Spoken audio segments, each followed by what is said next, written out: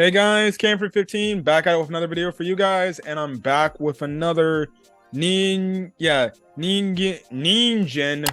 Fusion. Um, Man, poor Curran, poor Curran. I really did feel for her. So we finally get the backstory of Curran in this episode, and she has pretty much as bad as a backstory as practically everybody else in her new party. And we can kind of see why she becomes kind of somewhat she loses trust in others because of this bad experience. And it's kind of one of those bad experiences where I guess you can say she's kind of a little bit scarred for life. It's kind of messed up and everything. So yeah, but we get her backstory pretty much. And if you remember from last episode, Nick accidentally dropped her pendant and it broke. And obviously he thought like she would be pissed off. So, we get her backstory and we find out the reasoning why she got this pendant or how she got this pendant. So she was at like this markets, like type of area, and this one guy tried to fleece her out of her money because she's like this dragon newt race pretty much. And he was just lying to the fact that, oh, you made this dent in this pendant, you got to pay this crazy amount of money for it and everything. And then next thing you know, one of her partner in her first party she had,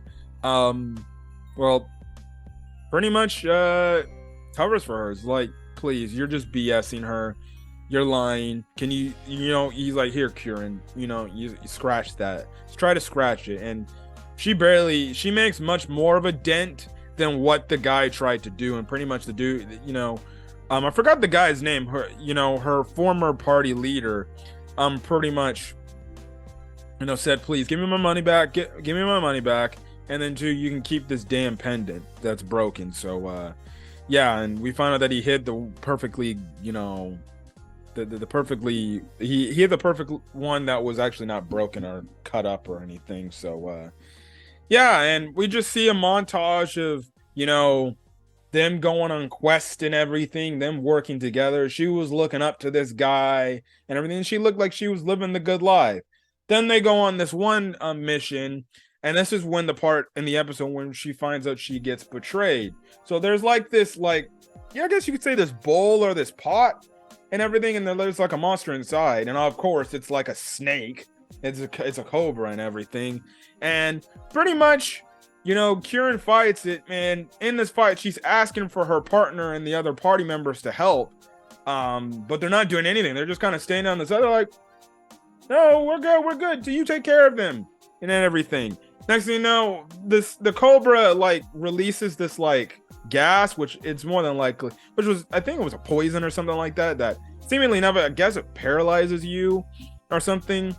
And pretty much we find out that it was all pretty much a setup by her party, Curran's old party, and pretty much we find out that the main dude that helped her all this time didn't really care about her. It was just using her for her strength, and everything. And pretty much he takes literally he takes the kill for the cobra, and then not only takes away what they need to obviously make money off of. When she eventually gets up, barely, she heads back to town, and it's kind of messed up, man. It was kind of all messed up what this guy did to her, man. I would not blame her for the reason why she has a lack in trust in others. Like, this was actually pretty effed up of hers, of her backstory. And pretty much, she had this fire crystal and everything from her own clan, and she gets back to the inn, she collapses. The inn people are like, oh, Curran, you're back. We were told that you had died. And she's like, wait, what? And then we find out that apparently he just went into a room, took pretty much her expensive belongings, and just upped and dipped. And pretty much the one hotel keeper was like, yeah, he came in and he freaking took your stuff, and he's gonna take it back to your clans people. We know he ain't gonna do that. We know that he just took it for himself to make a quick buck off that, and there was some expensive things, especially the clan's passed down item, this little gem or something like that. And it's really effed up, man. It was really, really effed up of that guy to do that. Like, I was like, damn. I was like, and honestly, that's how some people are.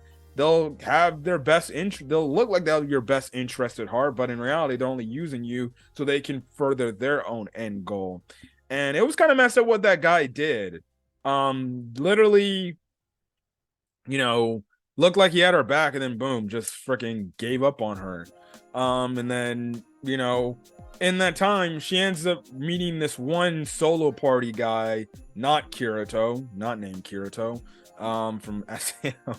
But she meets this one solo guy that she just admires from a distance. She starts following around, and she starts getting the things that he gets, or pretty much that's kind of the thing. But eventually the guy is like, hey, you live your life to the fullest, pretty much.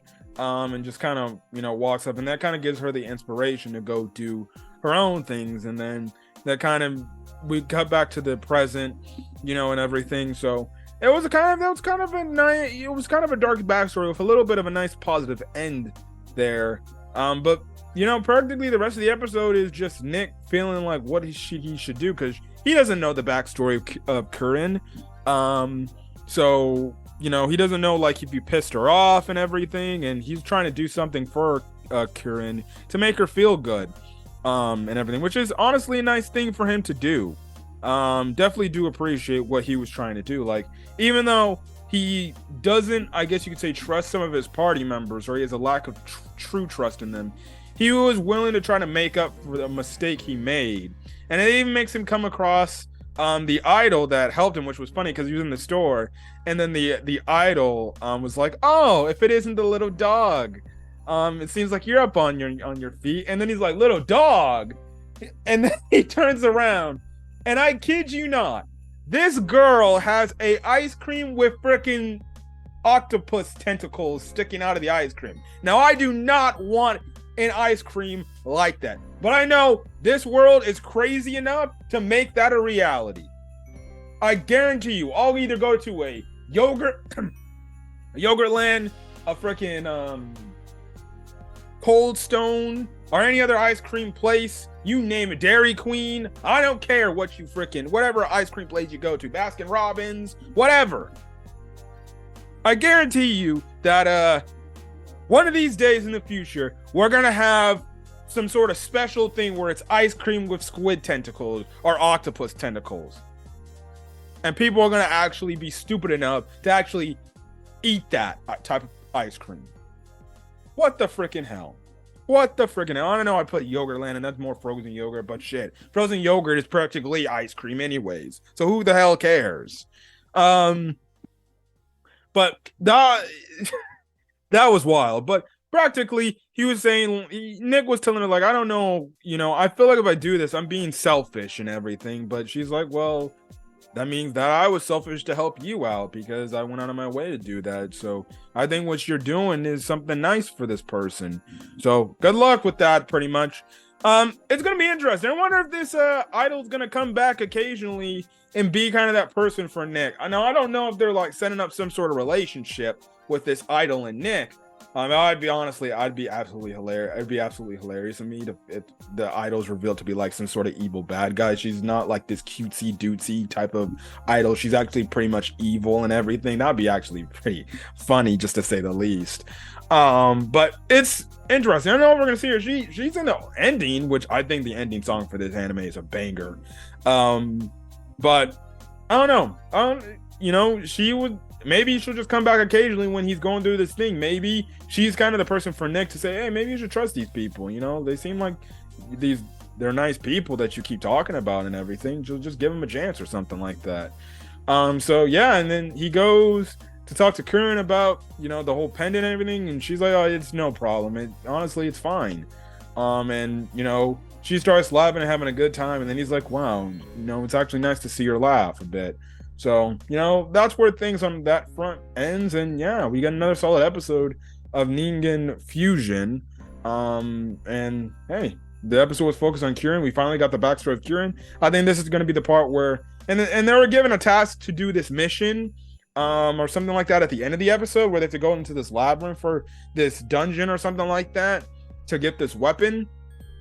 So I think now we're gonna get into the whole nitty gritty of them working together and everything. Now that we're past pretty much their non-trusting backstories and everything. So yeah, but there's really nothing else I gotta say on this front for this episode. But solid episode. If you're wondering why I did not put this up yesterday, one, I had a job interview yesterday, and then two, I went to the Clippers game late last night. So by the time I got home, it was already 10 p.m. and there was no even freaking mention or reason of freaking wanting to review this. But hey, I'm getting it in, and it's uploaded obviously today on the channel. But yeah, anyways, I'm gonna get out of here. If you guys like the video, leave a like, put in the comment section your thoughts on this week's episode of Ningen Fushin, as well as any other anime episodes I upload to the channel. Until then, guys, stay safe out there and have a great rest of your day. Peace.